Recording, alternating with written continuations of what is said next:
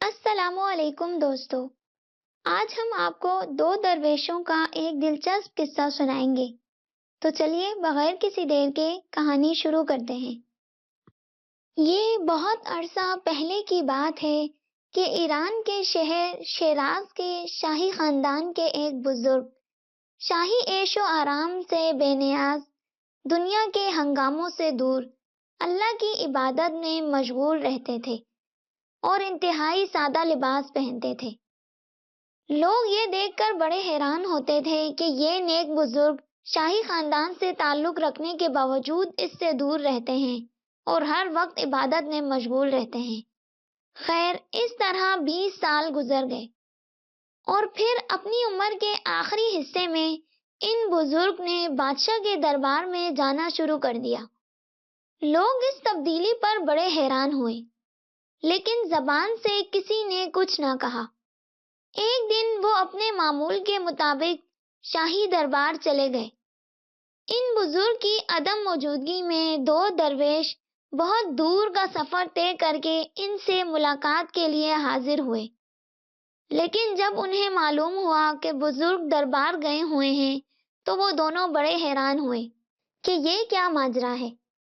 پھر ایک درویش نے اپنے ساتھی سے کہا، یہ کیسے بزرگ ہیں جو شاہی دربار میں جاتے ہیں، حالانکہ درویشوں کا بادشاہ اور ان کے درباروں سے کیا تعلق؟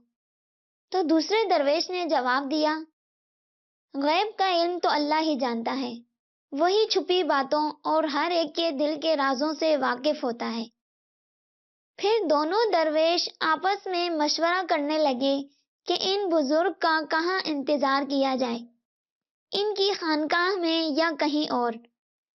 پھر دونوں نے طے کیا کہ جب تک بزرگ نہیں آ جاتے شیراز کے بازار میں گھوم پھر لیا جائے۔ وہ دونوں بازار کی طرف چل دیے۔ چلتے چلتے انہیں ایک درزی کی دکان نظر آئی۔ ایک درویش جس کی جیب پھٹی ہوئی تھی، اس نے دوسرے سے کہا، میرا خیال ہے کہ ابھی ہمارے پاس وقت ہے، کیوں نہ میں اپنے خرقے کی جیب سلوا لوں۔ دوسرے درویش نے تائید کی اور دونوں پھر درزی کی دکان میں داخل ہو گئے۔ درویش نے اپنا خرقہ اتار کر درزی کے حوالے کیا اور کہا، اے بھائی، ذرا میری یہ پھٹی جیب تو سی دو۔ درزی نے درویش سے خرقہ لے لیا اور جیب سینے لگا۔ اس دوران اسے کینچی کی ضرورت پیش آ گئی اور وہ کینچی تلاش کرنے لگا۔ اس نے اپنے سارے سامان کی تلاشی لی، ڈبے کھنگالے، مگر کینچی کہیں نہ ملی۔ پھر اس نے شک کی نظروں سے درویشوں کا جائزہ لیا۔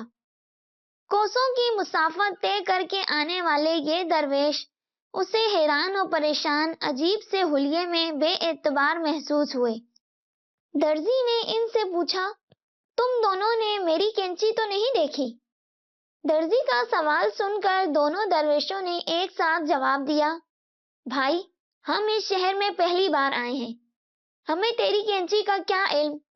یہ سوال تو ان سے کر جو تیری دکان میں اٹھتے بیٹھتے ہیں۔ درویشوں کا جواب سن کر درزی کا شک اور بڑھا۔ بولا، سیدھی طرح بتا دو میری کینچی کہاں چھپائی ہے، ورنہ دوسرا طریقہ اختیار کروں گا۔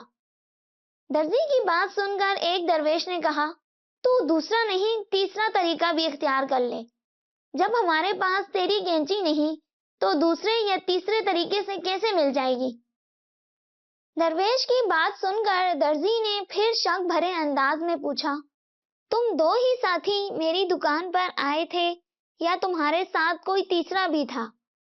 درزی کی بات سن کر درویش بولے، ہم دو ہی ساتھی ہیں اور بہت دور سے یہاں پر صرف ہم دو ہی آئے ہیں۔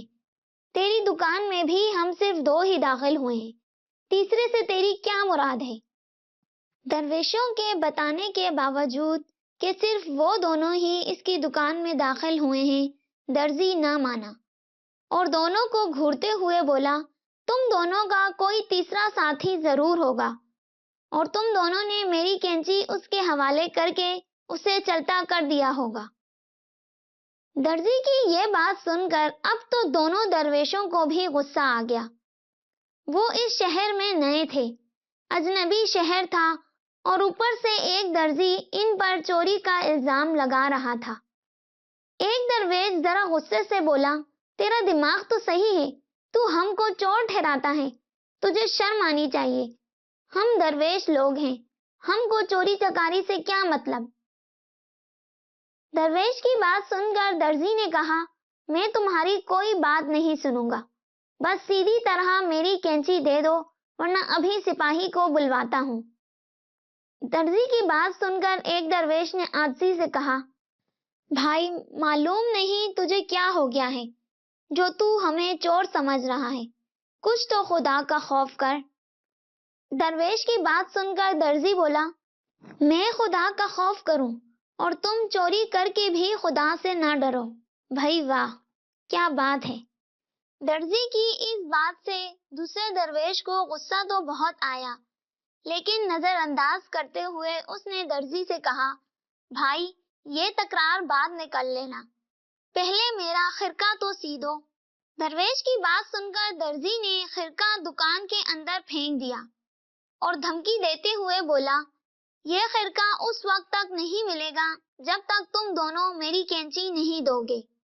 اب تو درویش سر پکڑ کر بولا، بھائی تو نے کمال ہی کر دیا، ہم درویشوں کو چور ٹھہرائے جا رہا ہے اور خدا کا خوف بھی نہیں کر رہا۔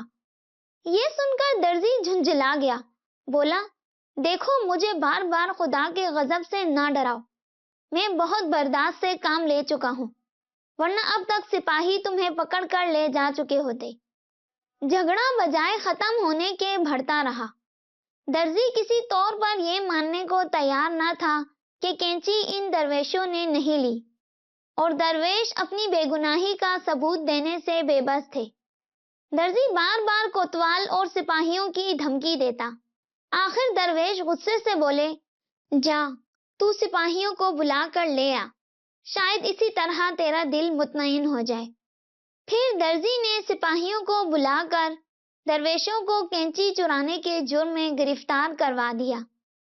سپاہیوں نے انہیں بادشاہ کے دربار میں پیش کر دیا۔ وہاں وہ بزرگ پہلے ہی موجود تھے جن سے درویش ملنے آئے تھے۔ درویشوں کو دیکھ کر وہ مسکرا دیے۔ درویشوں کی شہر آمد کا مقصد انہیں روحانی بصیرت سے معلوم ہو چکا تھا۔ انہوں نے درویشوں سے کہا، بھائیو میں تمہیں بتاؤں کہ بادشاہ کے دربار میں کیوں آتا ہوں؟ بزرگ کی بات سن کر دونوں درویش جو نہایت پریشان تھے بولے، اس وقت تو ہم مصیبت میں گرفتار ہیں، اس سے نجات ملے تو کچھ عرض کریں۔ ان کی بات سن کر بزرگ نے بادشاہ سے پوچھا، میرے متعلق آپ کا کیا خیال ہے؟ بادشاہ نے کہا، میں آپ کو انتہائی نیک بزرگ سمجھتا ہوں۔ پھر بزرگ نے پوچھا، میں سچا ہوں یا جھوٹا؟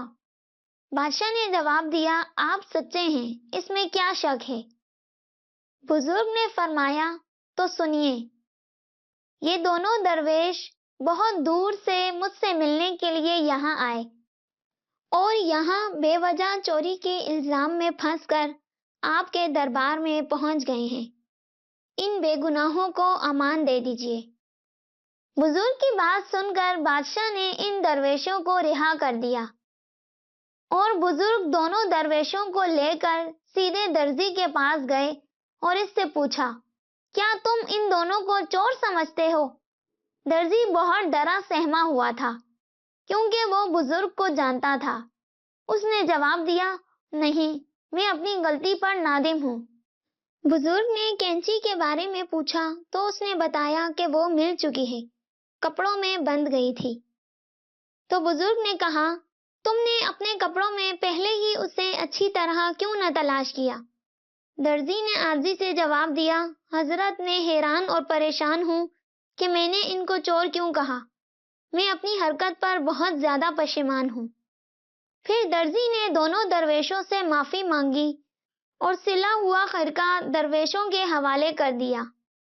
درزی سے خرقے کی سلائی کی اجرت پوچھی گئی لیکن اس نے سلائی کی اجرت نہ لی۔ پھر بزرگ دونوں درویشوں کو لے کر اپنی خانقاہ میں آ گئے اور ان سے کہا، میں شاہی دربار کیوں جاتا ہوں یہ تو تم دونوں کو معلوم ہو چکا ہوگا۔ اگر آج میں دربار میں موجود نہ ہوتا تو نہ جانے تمہارے ساتھ وہ کیسا سلوک کرتے۔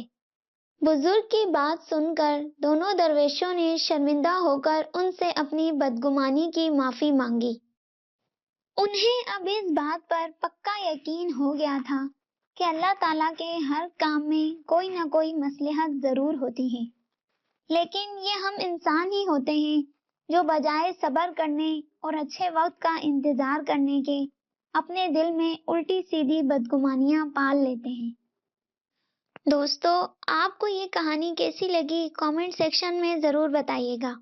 ملتے ہیں نیکسٹ ویڈیو میں، تب تک کے لیے اللہ حافظ۔